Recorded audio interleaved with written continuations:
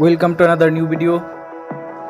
In this video you will see how to fix WhatsApp back camera not working. Please follow complete the process.